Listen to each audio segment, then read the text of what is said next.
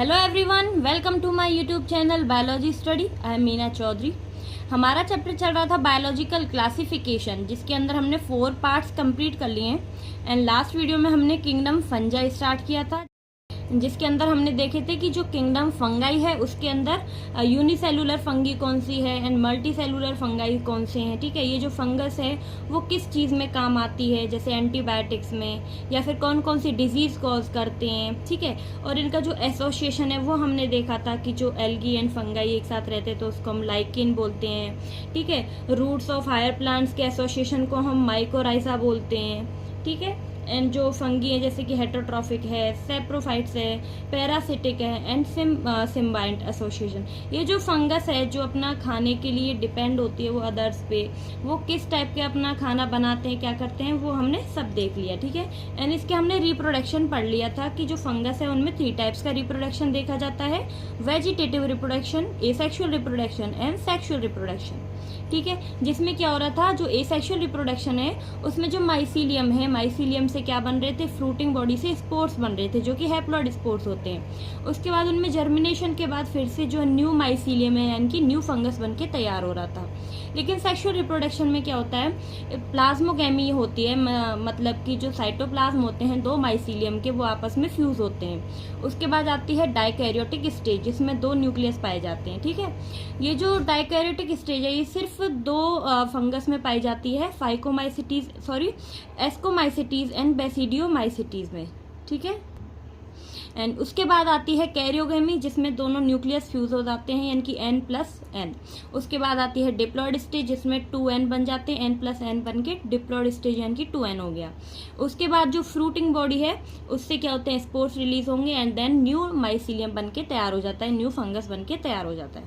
ठीक है, तो ये हमने रिप्रोडक्शन देख लिया एंड इसके साथ ही हमने जो स्ट्रक्चर है फंगस का वो देख लिया था कि जो सेप्टेट हाइफी है वो कैसा होता है, कोएनोसाइटिक हाइफी कैसा होता है। ठीक है, सेप्टेट हाइफी में सेप्टम प्रेजेंट होते हैं, वॉल्स होती हैं जिसमें गैप प्रेजेंट होता है एंड जो साइटोप्लाज्म होता है वो मूव कर जाता है। ठीक है, एंड कोएनोसाइटिक हाइफीज में क्या होता है, मल्टी न्यूक्लियस पाए जाते हैं साइटोप्लाज्म के अंदर। ठीक है, एंड स्ट्रक्चर में जो नेटवर्क ऑफ हाइफी है उससे मिलके क्या बनता है, माइसीलियम, यानी कि बहुत से हाइफी मिलके माइसीलियम बनाते हैं, जिसको हम लोग एज अ फंगस भी बोल सकते हैं कि फंगस बन के तैयार हो जाता है। ठीक है, तो जो नेटवर्क है हाइफी है वो बनाता है माइसीलियम, यानी कि न्यू फंगाई बन जाता है। ठीक है, अब हम स्टार्ट करते हैं phycomycetes. Phycomycetes. Members of Phycomycetes are found in aquatic habitats and on decaying wood in moist and damp places or as obligate parasites on plants.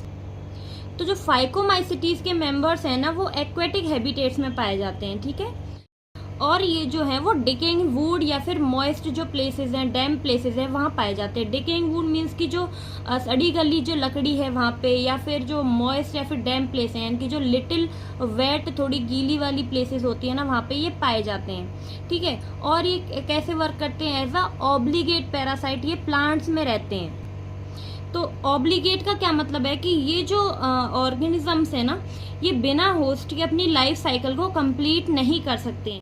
इनको अपनी लाइफ साइकिल कंप्लीट करने के लिए ना एक होस्ट की जरूरत पड़ती ही पड़ती है अपनी लाइफ में। ठीक है, तो ये एज अ ऑब्लिगेट पैरासाइट्स रहते हैं प्लांट्स में। And the mycelium is aseptate and coenocytic. और जो माइसीलियम होता है उसमें 2 टाइप्स का है, एसेप्टेट एंड कोएनोसाइटिक माइसीलियम। जैसा कि हमने लास्ट वीडियोस में देखा था कि जो माइसीलियम है वो क्या होता है, नेटवर्क ऑफ हाइफी। ठीक है, हाइफी एक स्मॉल ट्यूब लाइक स्ट्रक्चर होती है, बहुत से हाइफी मिलके क्या बनाते हैं, माइसीलियम बनाते हैं यानी कि एक फंगाई बनाते हैं। तो जो माइसीलियम होता है वो कैसा है, इसमें एसेप्टेट। एसेप्टेट का क्या मतलब है, अनब्रांच्ड। ठीक है, लेकिन जो फंगस है जैसे हमने 2 स्ट्रक्चर देखे थे, सेप्टेट एंड मल्टी न्यूक्लिएटेड।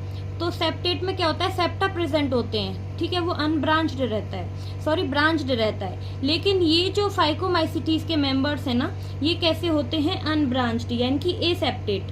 और कैसे होते हैं, कोएनोसाइटिक, मीन्स की मल्टी न्यूक्लिएटेड, साइटोप्लाज्म में बहुत से जो न्यूक्लियस हैं वो प्रेजेंट रहते हैं। ठीक है, Asexual reproduction take place by zoospores motile और by aplanospores non motile। इसमें क्या होता है, एसेक्सुअल रिप्रोडक्शन किसकी वजह से होता है, जूस्पोर्स जो कि मोटाइल होते हैं, ठीक है, जो मूवमेंट करते हैं। और किसकी वजह से होता है, एप्लेनोस्पोर्स जो कि नॉन मोटाइल हैं, जो कि मूवमेंट नहीं कर सकते हैं। and these spores are endogenously produced in sporangium. तो ये जो स्पोर्स हैं या फिर स्पोर्स हैं ना, ये जो स्पोरेंजियम स्ट्रक्चर है ना उसके अंदर प्रोड्यूस होते हैं, ठीक है। एंडोजिनसली मीन्स इसके अंदर। Zygospore is formed by fusion of 2 gametes. Zygospore किसकी वजह से बनता है? जब 2 गैमेट फ्यूज होते हैं आपस में तो क्या बनेगा फिर? Zygospore. And these gametes are similar in morphology और डिसिमिलर, ठीक है। तो जो मॉर्फोलॉजी में सिमिलर गैमेट्स हैं तो उनको हम लोग क्या बोलते हैं? आइसोगैमस। अगर वो मॉर्फोलॉजी में यानी कि डिसिमिलर दिखते हैं तो वो कैसे हैं? अनआइसोगैमस और ऊगैमस। तो अब जैसे हम क्या करते हैं, फ्यूजन होता है, अब 2 गैमेट्स हैं वो आपस में फ्यूज करेंगे, ठीक है। जो दोनों गैमेट्स हैं वो हमने देखा कि अलग अलग जो माइसीलियम है उनके अलग अलग 2 गैमेट्स हैं, अब वो आपस में क्या कर रहे हैं? फ्यूज कर रहे हैं। तो फ्यूज होने की वजह से क्या बन रहा है? यहाँ पे जाइगोस्पोर बन रहा है, ठीक है। तो अब जो ये गैमेट्स हैं जो आपस में फ्यूज कर रहे हैं एक दूसरे से, ये गैमेट्स कैसे हो सकते हैं? मॉर्फोलॉजिकली सिमिलर भी हो सकते हैं, मीन्स कि ये जो ऊपर से देखने में एक जैसे भी हो सकते हैं या फिर अलग अलग भी हो सकते हैं, ठीक है। यानी कि सिमिलर भी होंगे तो हम इनको बोलते हैं आइसोगैमस। अगर ये डिसिमिलर हैं, एक जैसे नहीं दिख रहे, अलग अलग है, तो उनको हम लोग बोलते हैं एन आइसोगैमस या फिर हम बोल सकते हैं ऊगैमस।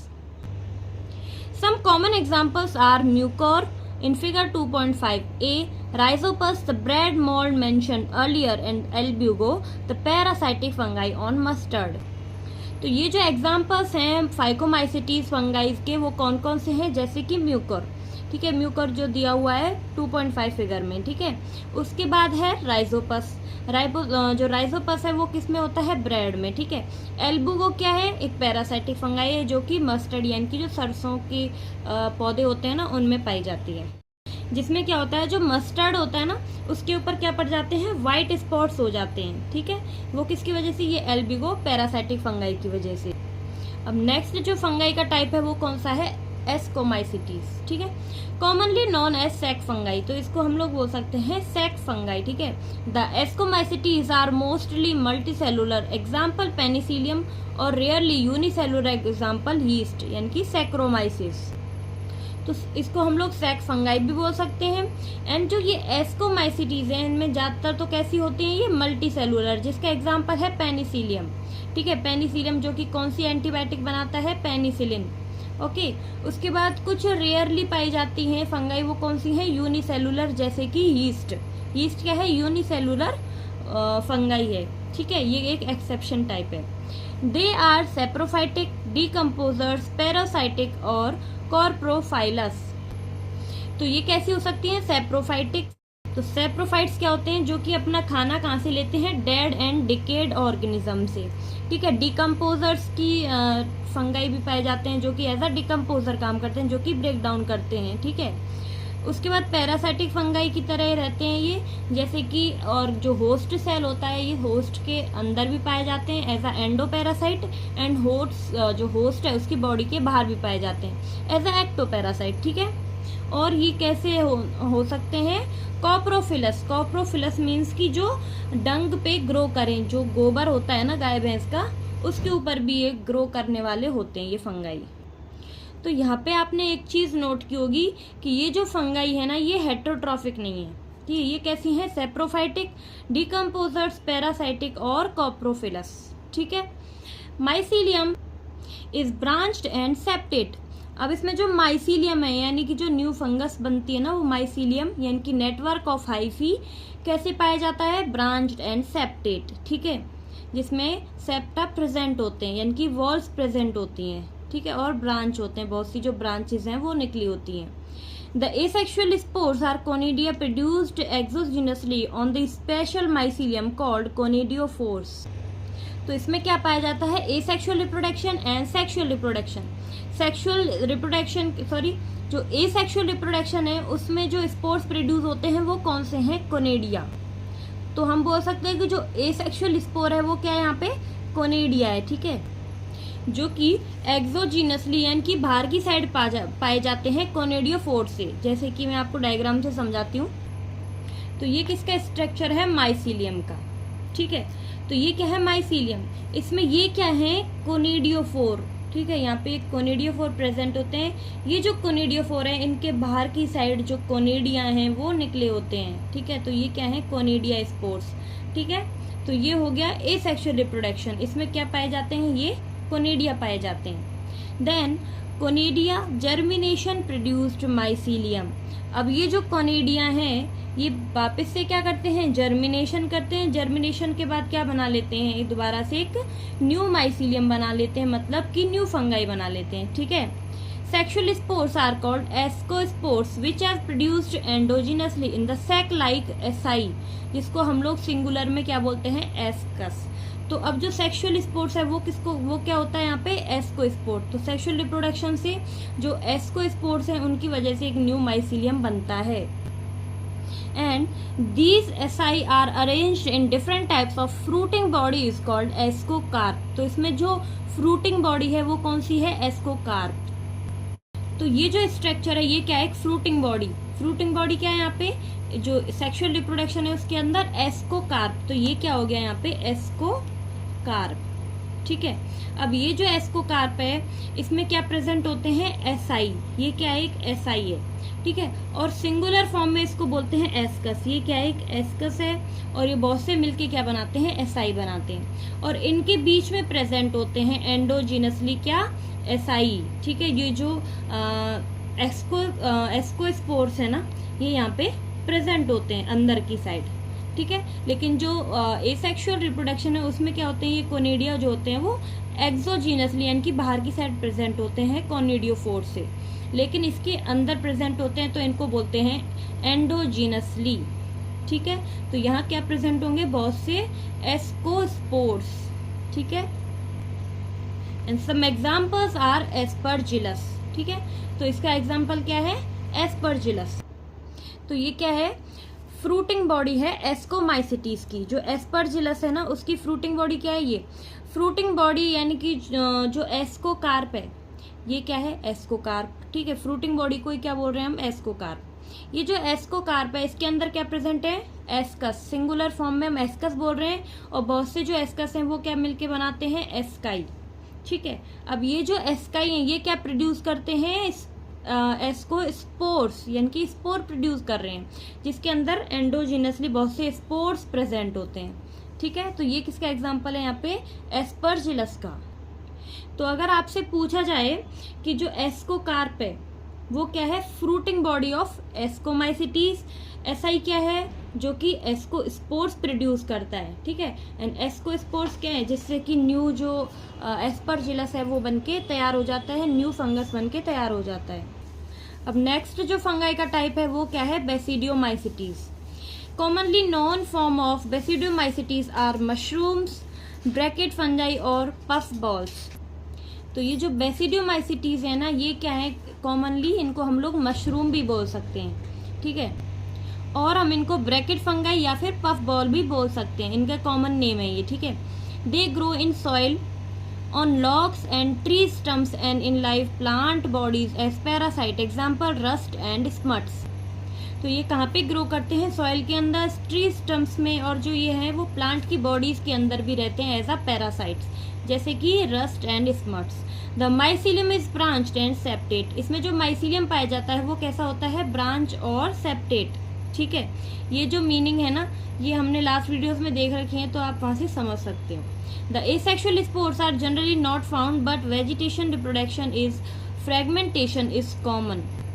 तो इनमें क्या है, जो asexual reproduction है वो एब्सेंट रहता है। इसमें जो वेजिटेटिव रिप्रोडक्शन है वो किसकी वजह से होता है, फ्रेगमेंटेशन से। ठीक है, फ्रेगमेंटेशन होता है एज अ वेजिटेटिव रिप्रोडक्शन में, और जो सेक्सुअल रिप्रोडक्शन है उसमें जो सेक्स ऑर्गन है वो भी एब्सेंट रहती है।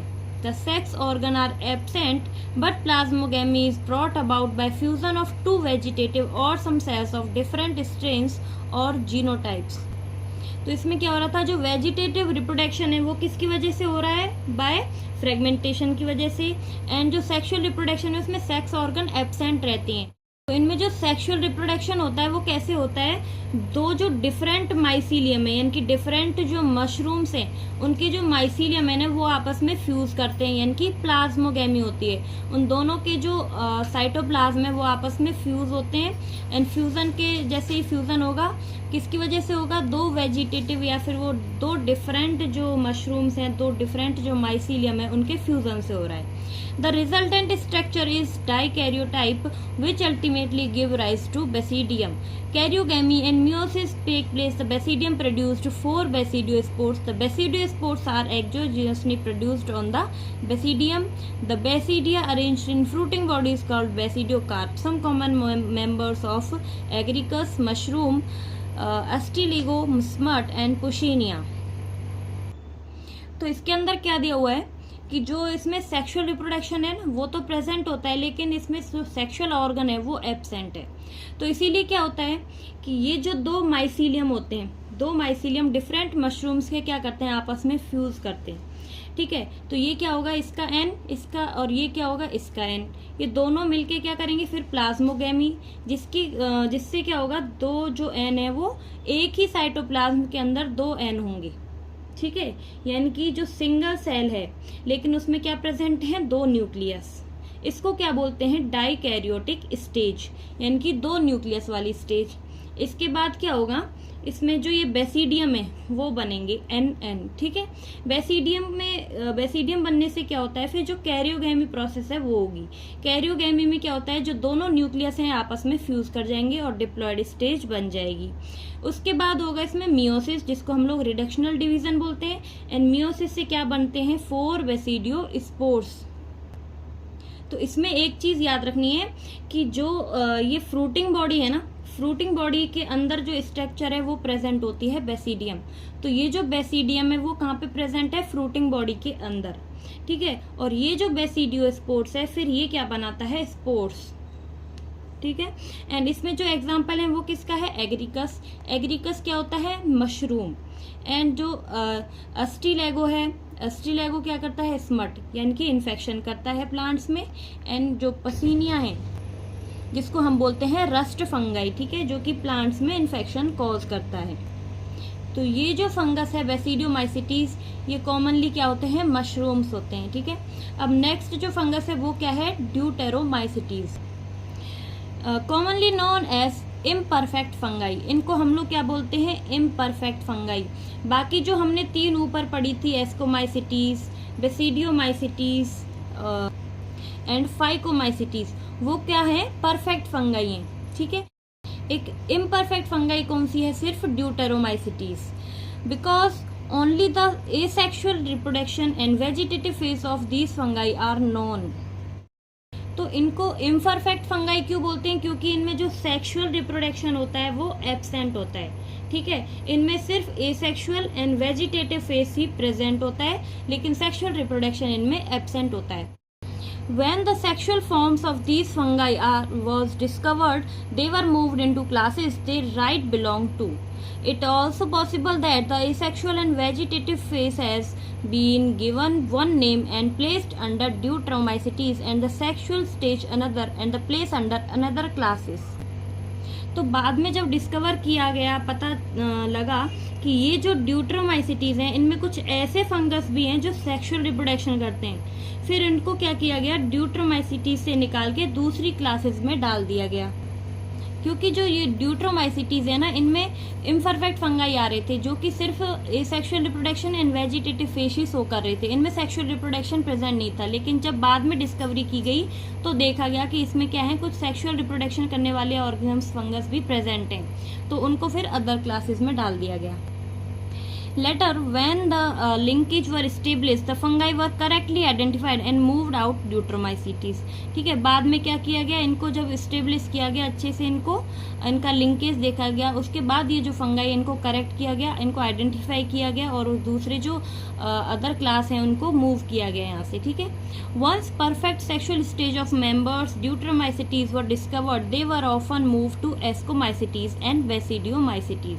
ठीक है। उसके बाद इनमें जब सेक्सुअल स्टेज वाले जो मेंबर थे जिनमें सेक्सुअल रिप्रोडक्शन करने की एबिलिटी थी, उनको क्या किया गया, ड्यूट्रोमाइसिटीज से हटाकर कहाँ पे डाल दिया गया, एस्कोमाइसिटीज एंड बेसिडियोमाइसिटीज में। The Deuteromycetes reproduced only by the asexual reproduction known as conidia। ठीक है।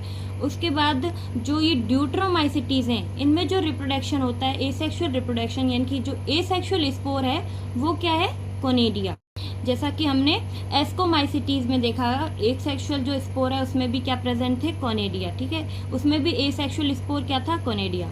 The mycelium is septate and branched. इसमें भी जो माइसीलियम है वो कैसा है, सेप्टेट और ब्रांच्ड, जैसा कि एस्कोमाइसिटीज में था। ठीक है। सम मेंबर्स आर सेप्रोफाइट्स और parasites while a large number of them are decomposers of litter and help in mineral cycling। तो इसके जो कुछ मेंबर्स हैं वो क्या होते हैं, सेप्रोफाइट्स, यानी कि जो डेड एंड डिके से अपना खाना लेते हैं, और पैरासाइट्स होते हैं जो कि होस्ट की बॉडी पे रह के अपना खाना लेते हैं। ठीक है। लेकिन जो लार्ज नंबर में जो ये फंगस होते हैं वो कैसे होते हैं, यहाँ पे डिकम्पोजर्स। ठीक है, जो कि ब्रेक डाउन करते हैं। तो डिकम्पोजर्स क्या करते हैं, ब्रेक डाउन करते हैं लिटर को। लिटर क्या होता है, कूड़ा कबाड़ा। ठीक है।